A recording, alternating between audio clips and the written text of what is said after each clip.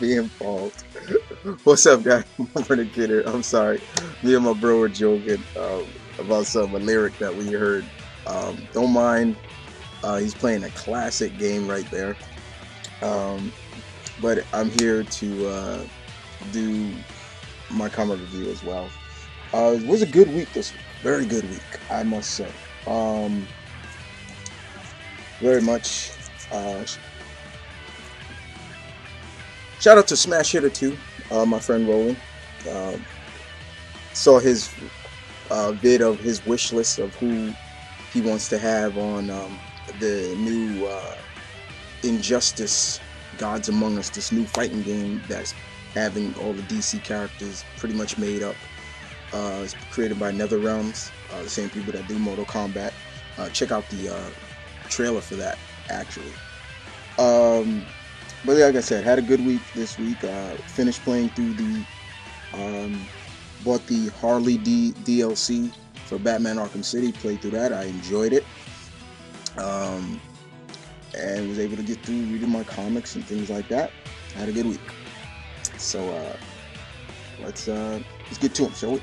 So first off, since this is still officially the last comics for May, the lineup is still going to be the same: DC, Independent, then Marvel. Then following week, I'll change the lineup again. But let's kick it off with DC Comics, and we'll start off with none other than Batman. The annual #1. This was ties into Night of the Owls and featuring the torment of Mr. Freeze. Mr. Freeze is one of my all-time favorite Batman rogues. I love Mr. Freeze. And in this book, Scott Snyder,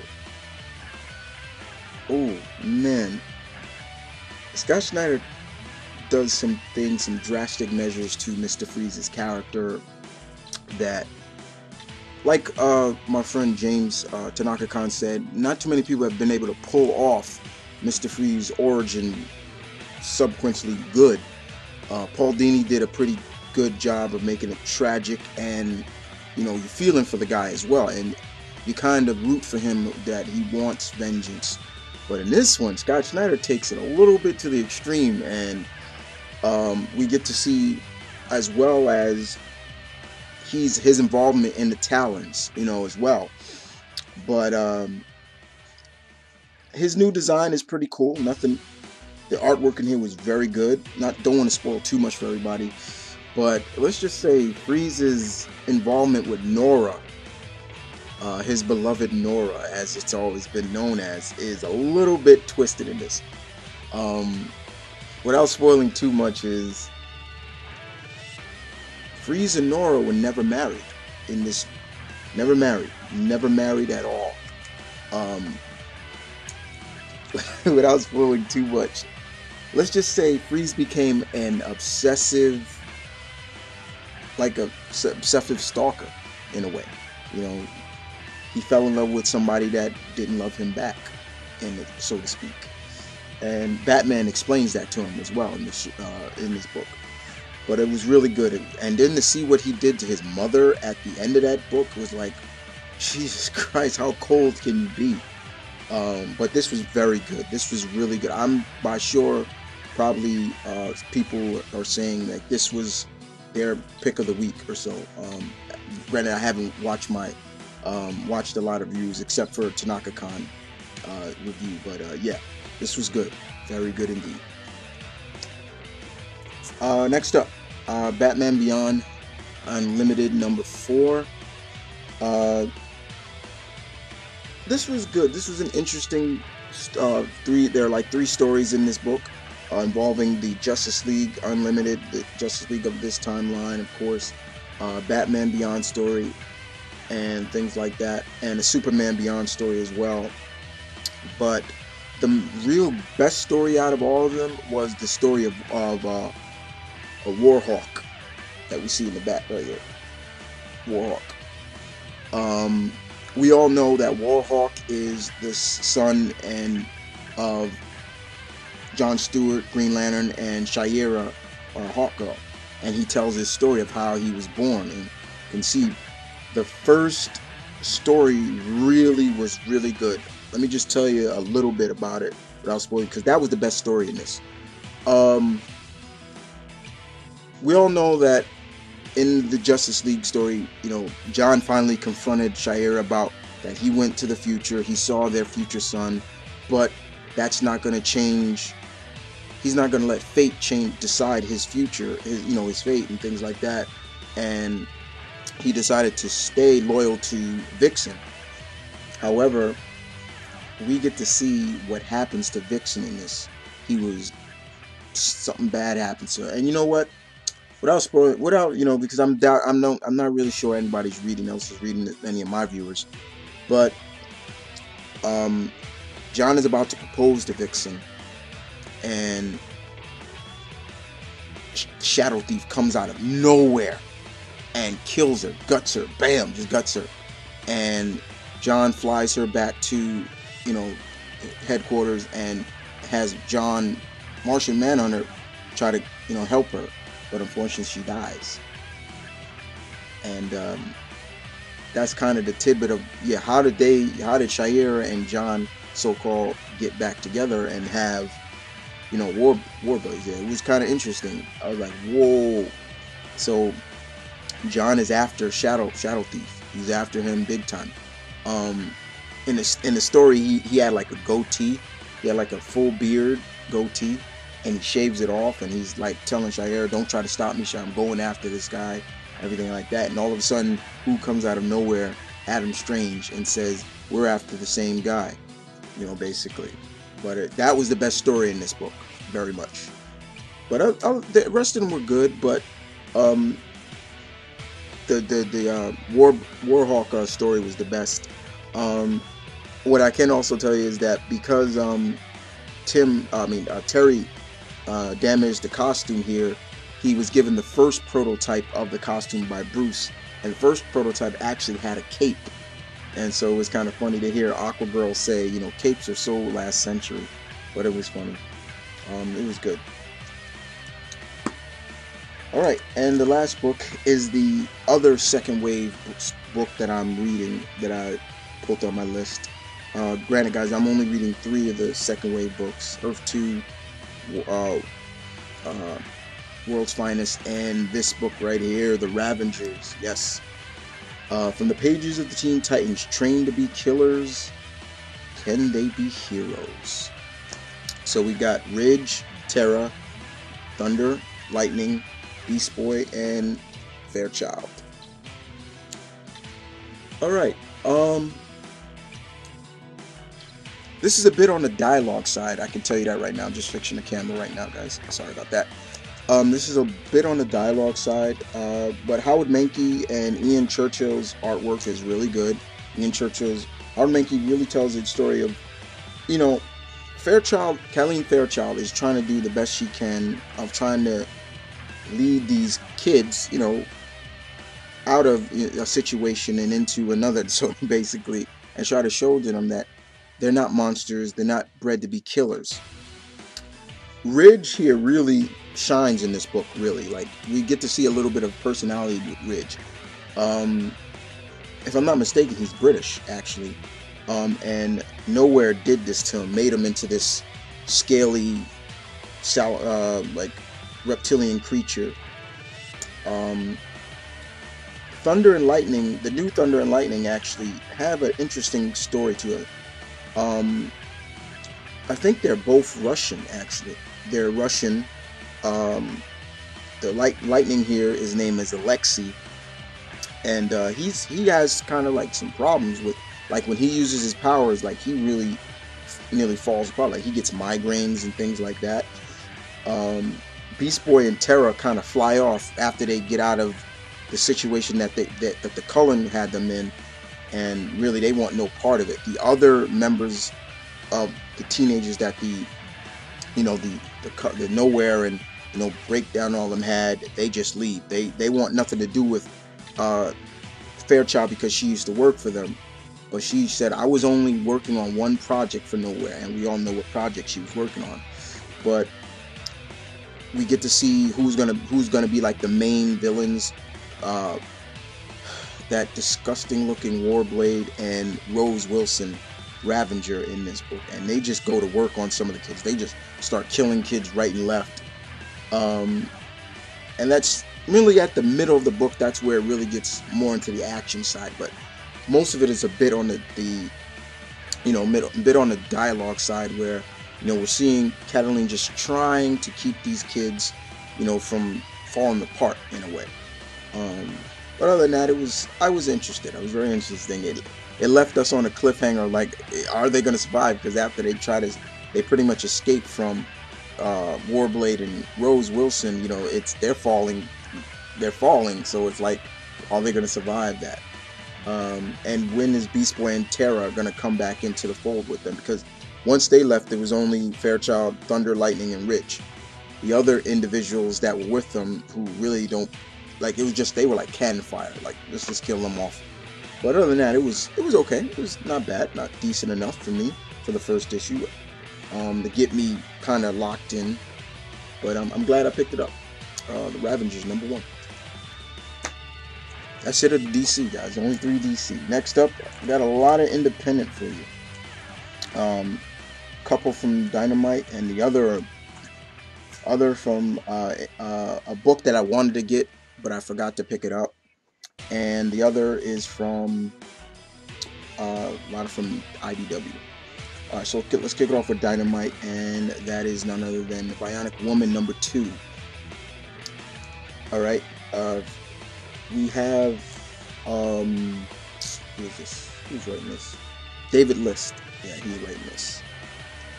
David List writes this, and it picks up right where Jamie leaves off, the Bionic Woman, Jamie Summers, and somebody's trying to kill her. And her mission was to find out who's trying to kill her. So she goes all out trying to find the individuals to complete her mission.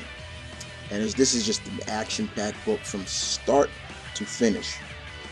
We just get to see how much of a badass the Bionic Woman is in this book. Now, for all those who want to know, like, okay, what body parts are bionic? Okay, her right arm is bionic, her ears, and her legs. So you just see her like jumping all over the place. And she's also got she got abilities that the Bionic Man, Steve Austin, doesn't have. Like, she can book, like, let's say she wanted to book a flight to Hawaii. She can do that right in her head really quick, and it'll be there. Or give you like a $1,000 or let's say $100,000 credit limit. She can do that because she does it in this book. It was crazy. But yeah, she's in Paris, and there's just a gunfight all over Paris, and she's just ripping through Paris, no problem. Just trying to get to her target, and also try to help a friend out as well.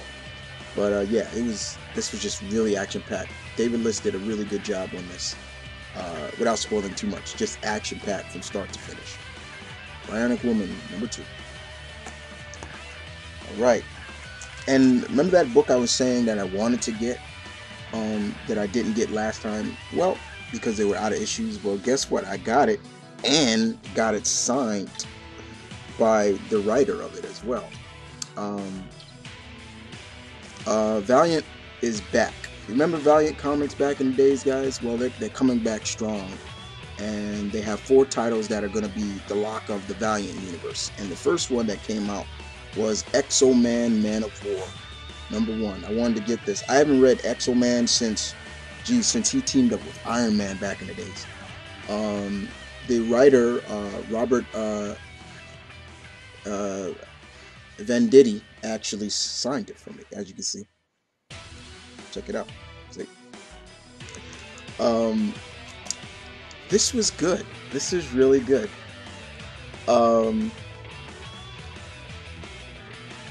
We get to see the character who's gonna get the Exel Man armor, Exel Man of War armor.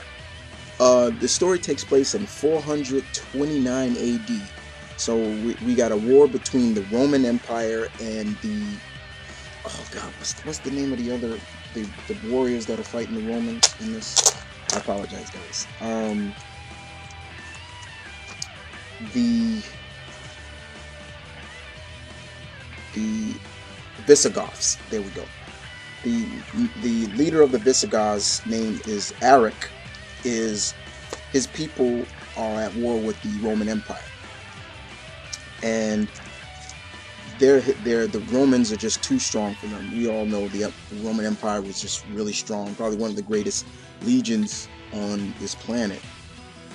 And all of a sudden, he's also starting to see that they're noticing that some of his Visigoths are being kidnapped, and they try to stop these individuals. They think it's the Romans, but they turn out they're aliens. So let's just say an alien abduction back in the what is it? I guess the 3rd century, you know.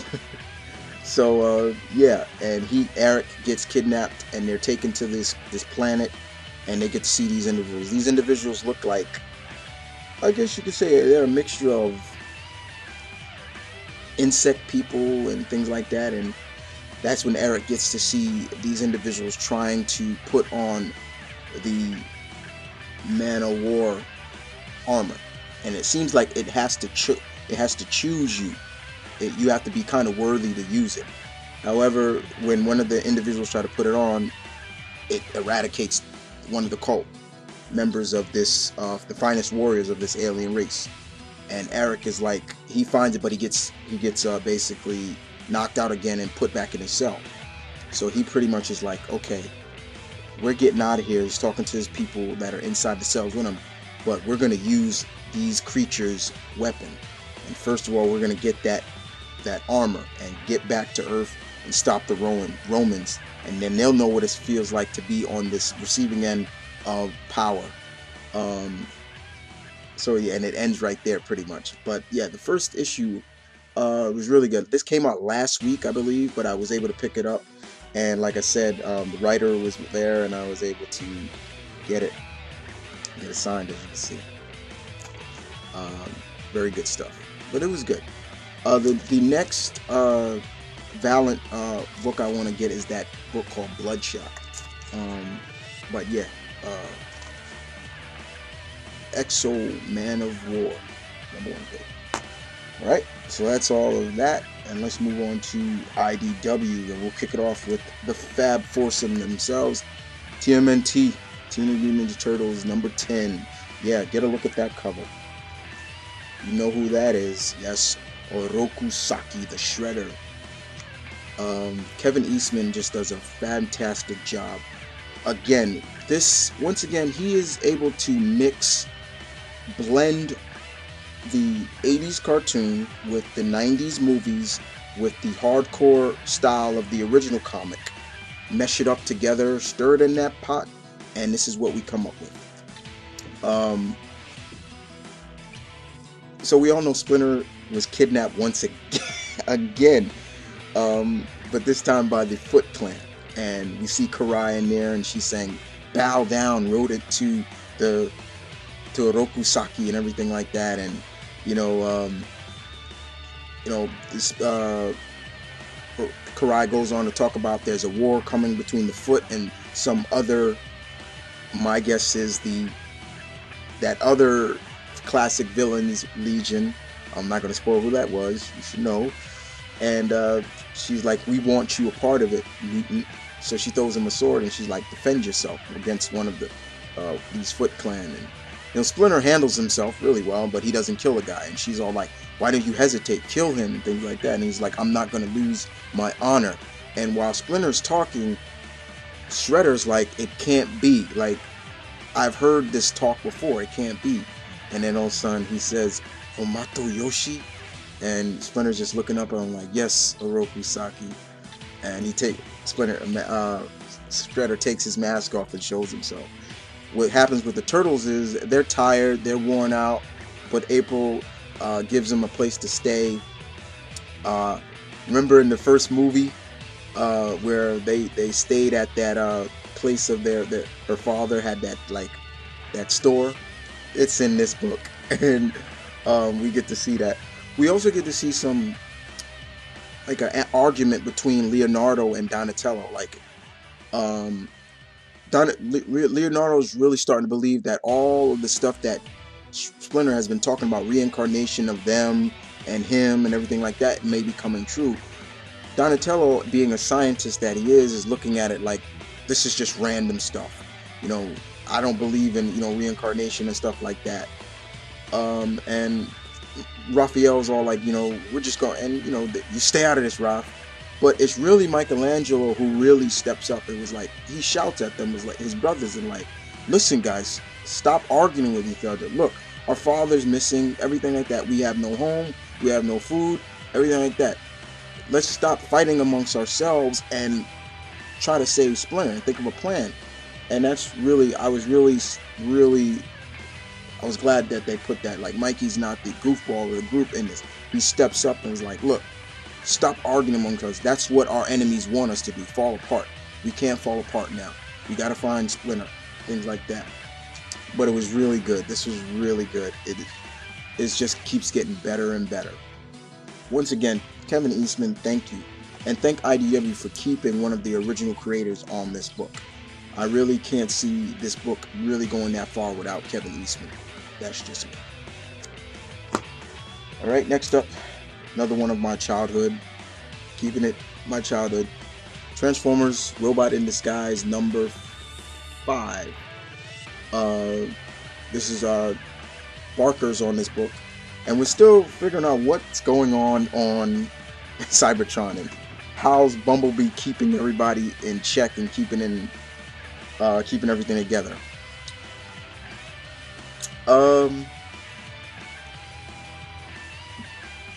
We have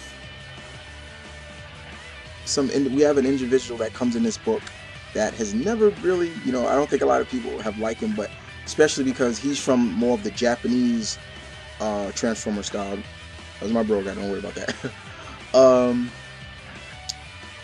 Skybite is actually in this book, and he makes his way back to Cybertron. He's like really confused, like what's going on and everything like that.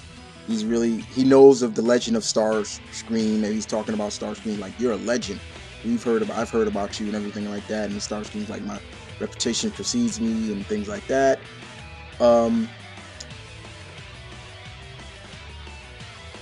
Ironhide really shines in this book, really much, because he's now getting a little bit of a new look on life now after certain things have happened to him. Usually you figure Ironhide to be the one to just go in guns a-blazing, but now he's looking at it like, look, we can't fight amongst ourselves, even if some of us were former Decepticons and Autobots. We have to be Cybertronians and look at it from that. Prowl is still looking at it like, look, because he's like the head of the guard now. He keeps the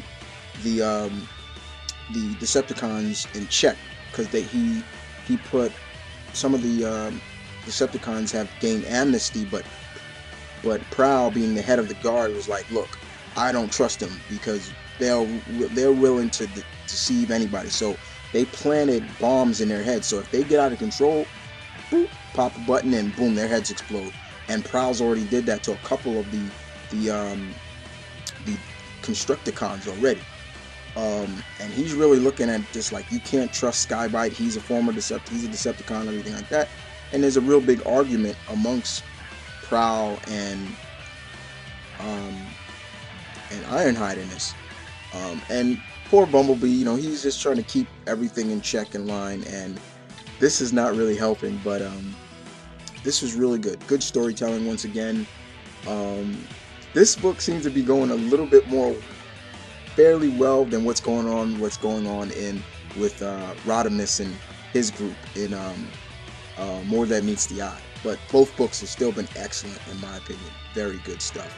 The next issue, I don't want to spoil it, but the next issue has the reintroduction of a certain one-eyed individual.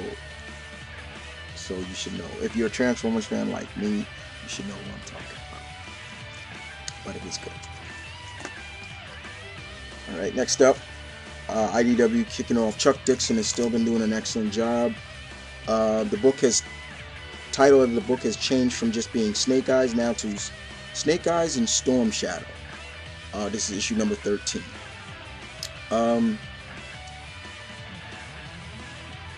Atkins, who does the artwork in this, is really good. So Snake Eyes has rejoined the Aroshikage, which is being led by Storm Shadow. Now right there, some people might be saying, "Wait a minute, why did Snake Eyes rejoin the Aroshikage?" You know, he's only doing this to destroy them from the inside. But he's gonna follow what goes on here. So the first thing that they wanted to do, because of the Aroshikage were betrayed by the new Cobra Commander, who is, if I'm not mistaken, they're going after, the first target is Zartan. We all know what Zartan is. He's a master of disguise. He can change his... So that's the first rule. Snake Eyes tracks him down and goes after him. And does he succeed in taking out Zartan? No, not exactly. He's able to get away. But it was still good to see. Also, we get some backstory between Snake Eyes and Storm Shadow in this book when they were kids, when they were being trained by the Hard Master himself. And in the book, you see a young Storm Shadow keep calling a young Snake Eyes Hitai. Hitai, which means, in Japanese, means soldier. And that's all he keeps calling them, Hitai. And they're doing this exercise where they're training their bodies mentally, not just physically. And they're hanging over this gorge, trying to get from, walking across a wire with the hands. And unfortunately, Storm Shadow can't hold on, but he's saved by by Snake Eyes, excuse me.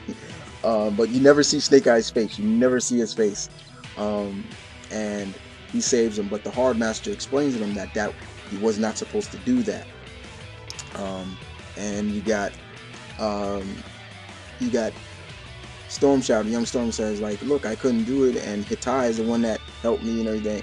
And Hard Master's like, keep your mouth shut. You're supposed to be quiet and things like that. Be like your fellow comrade. He just is quiet. But it's really the end of the story. After the end of the story, what the Hard Master says to a young Snake Eyes, about he shouldn't be with the Aroshikage. He has too much honor to be a ninja, and things like that. This is not what he's supposed to be. And he talks about, and this is where he gives him his name, Snake Eyes. He's like, you shouldn't be called Hitai. You should be called, I think a name that suits you better is Snake Eyes.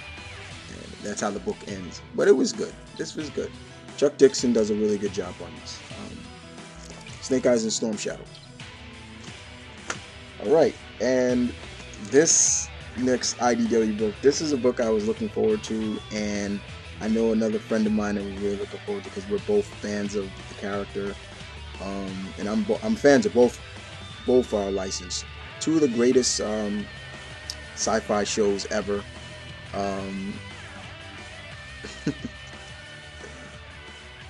Star Trek: The Next Generation and the Doctor Who crossover. Yeah. This was written by the Tipton brothers, I believe, or sons. I'm not sure. Jay Lee also, and Ty Woodward is the artist on this. The artwork in this is really good, because this is more, it's like painted style, but it was really good. So what would bring these two individuals together, these two licensed together? Well, without spoiling too much, it seems like the Metal Men and the Borg have joined forces, and they attack the Delta 4, the homeworld of the Alliance, the Federal Alliance, and it takes. Let me just give you the star date. Actually, okay, let me give you the star date. The Borg attack with the Metal Men, and they attack Delta 4 in the United Federation of Planets Stargate number 45635.2. And that's where the Borg attack. Meanwhile, what's going on with the Doctor and Amy and Ronnie they're in ancient Egypt, and they're tracking down an individual in ancient Egypt who is a escaped prisoner, who has alien prisoner who has been disguised as the royal vizier to the pharaoh. They don't say which pharaoh it is, they just say, and they're able to track him down and stop him. And then they end up in 1940, the 1940s, I'll just say, in San Francisco.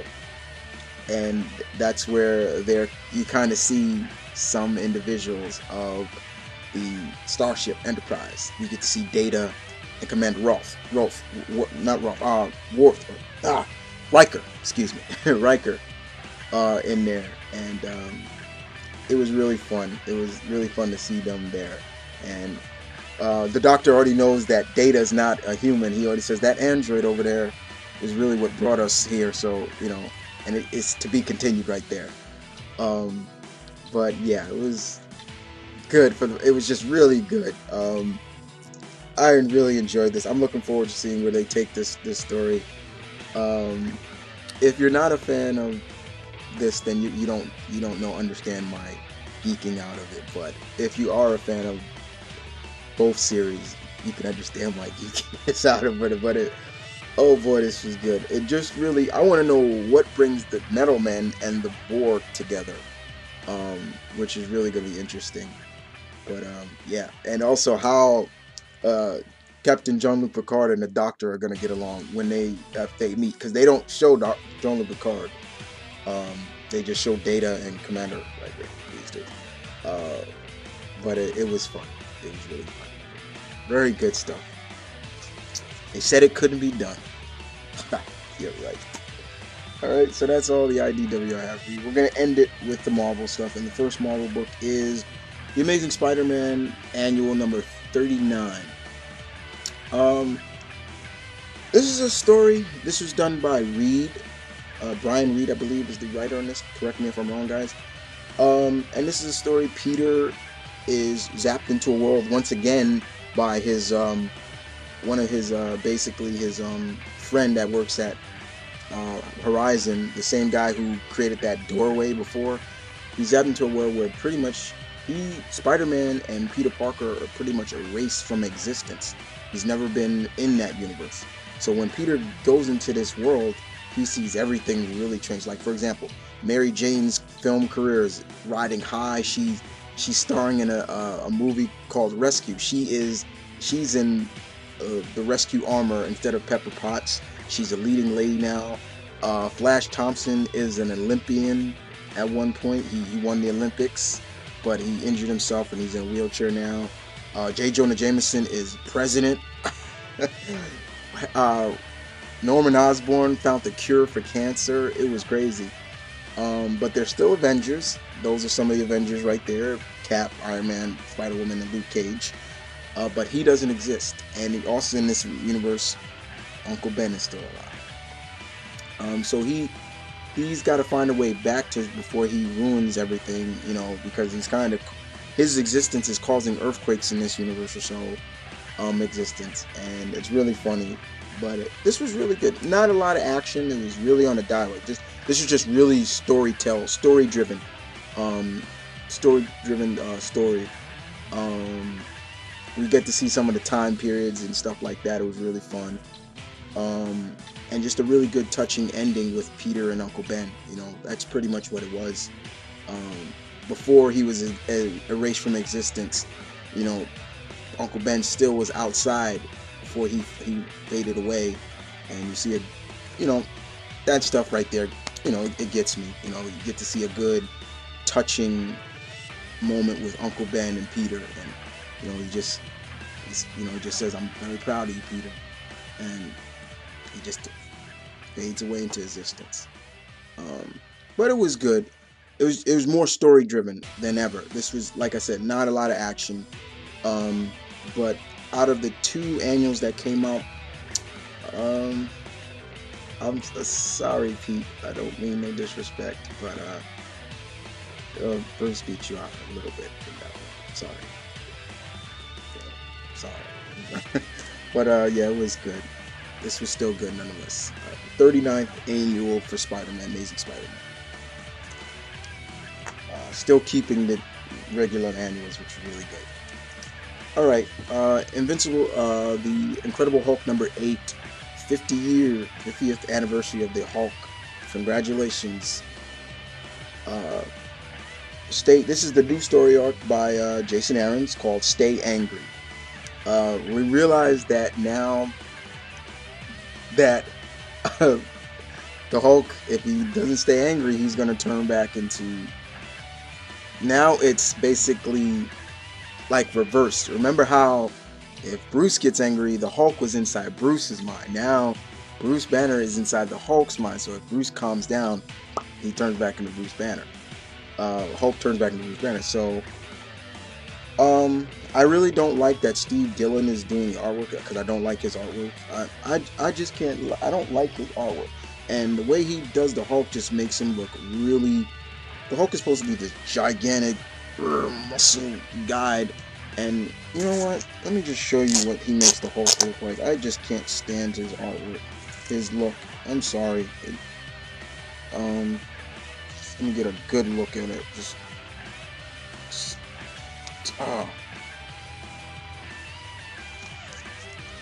Let me see if I can get a good look. Let's see. Come on, this guy. Okay, here's a good look. The Punisher is also nice. He teams up with the Punisher. You see that? Look at that look. That's not the Hulk that I know. And he just looks physically fit. Something that you would see with Captain America. Not overly muscular like this. Like that.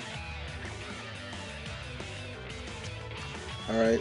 But other than that, the Hulk and Punisher are in Juarez, Mexico.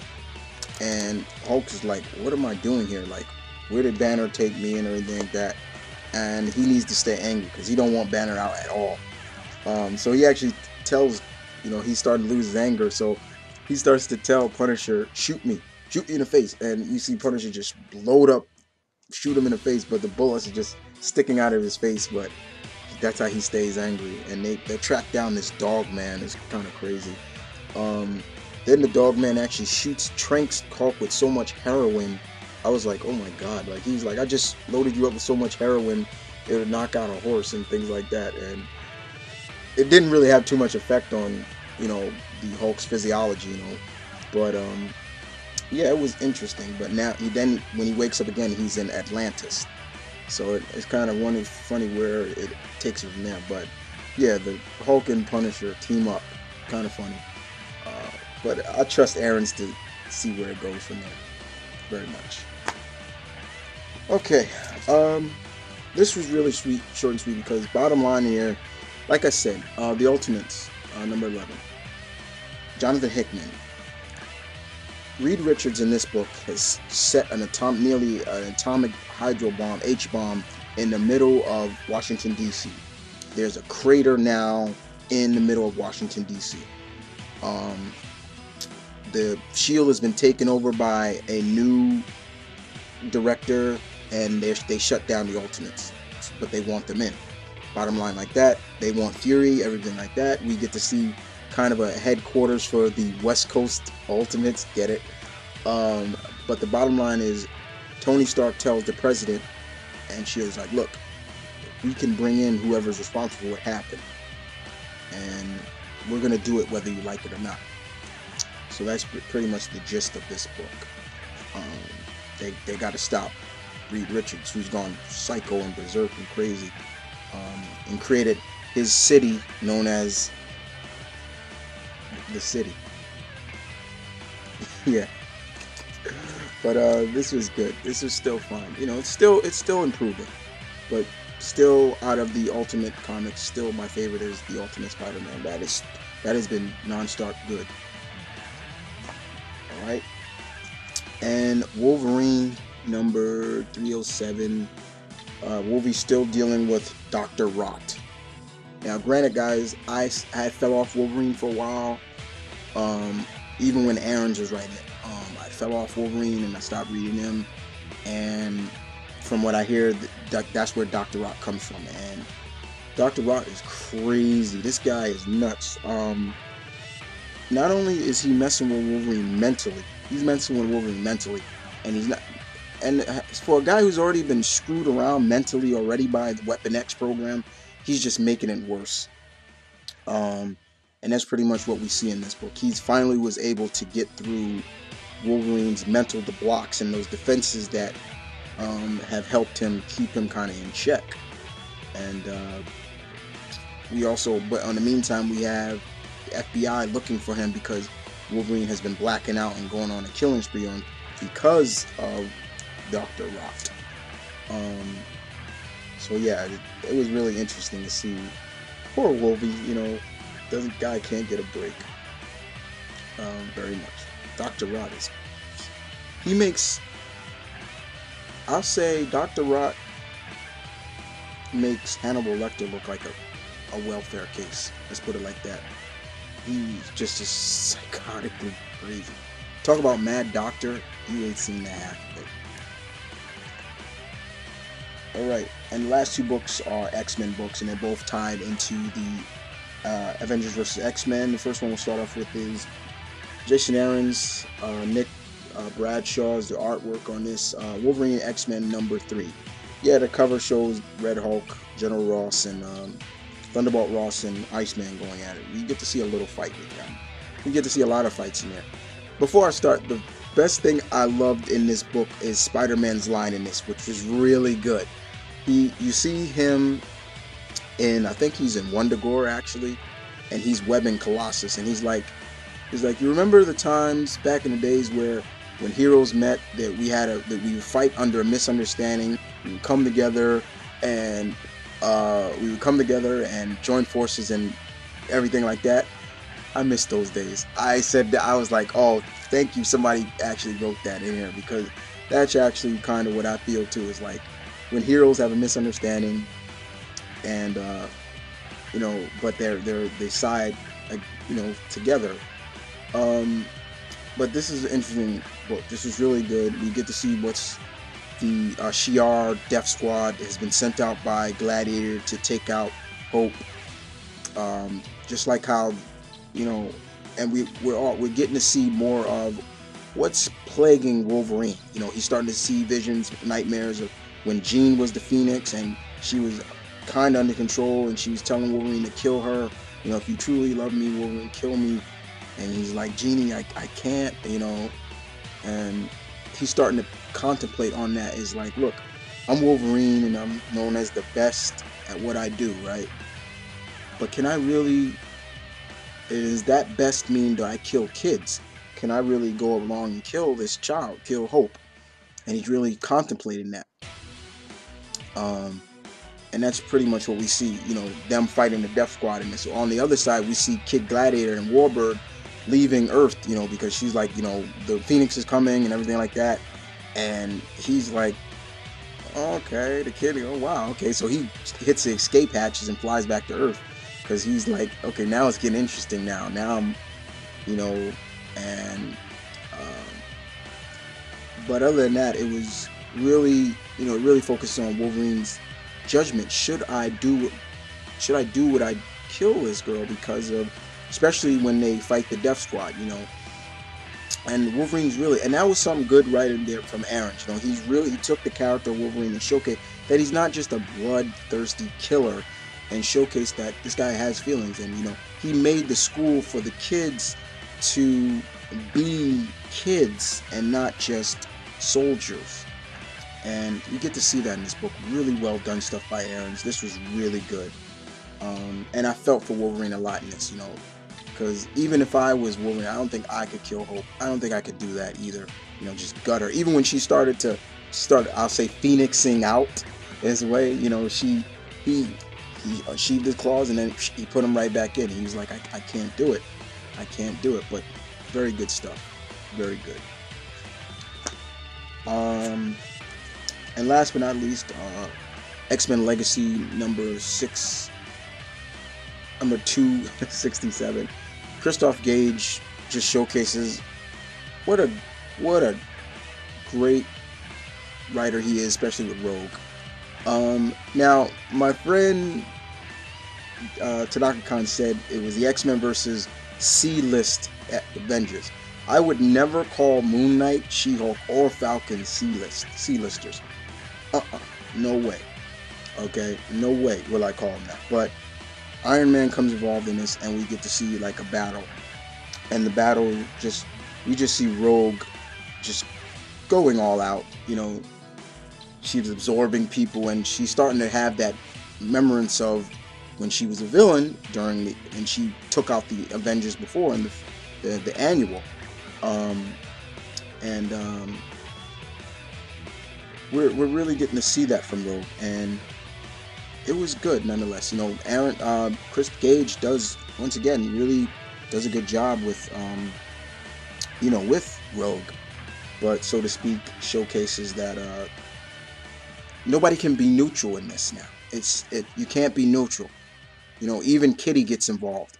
You know, nobody can be neutral in this. And at the end of the issue, basically Rogue even tells him, like, look, nobody can be neutral in this. You got to be involved. So that's why now we get to see why in the event we see some of the other, even Wolverine's side in there. But yeah, it was good nonetheless. But Gambit seems a little bit concerned now for Rogue. Is like, you know, she's doing too much. She's overexerting herself and almost abusing her powers now. Like, you know, in a way. And she's still green because she took She-Hulk's abilities, and somehow she was able to keep Moon Knight's multiple personalities in check, which I was really surprised at. But yeah, it really was good. So bottom line, it basically shows that nobody can be neutral in this. Even if you want to, somehow you're going to get drawn into the battle. But the next one spotlights on the next issues. I think the next two issues spotlight on Frenzy, and kind of, I guess that'd be good because I don't think a lot of people know about Frenzy. I do, but I don't know if anybody else does. So, but it was good nonetheless. Very good. Okay, so that is it, guys. For my comment review, I hope you guys enjoyed it. As always, this is my Wolverine Kid saying peace, one love, stay tuned, keep it real. As always, guys, I will see you next time, God willing, as I always say. And this is my Wolverine Kid. Y'all take care.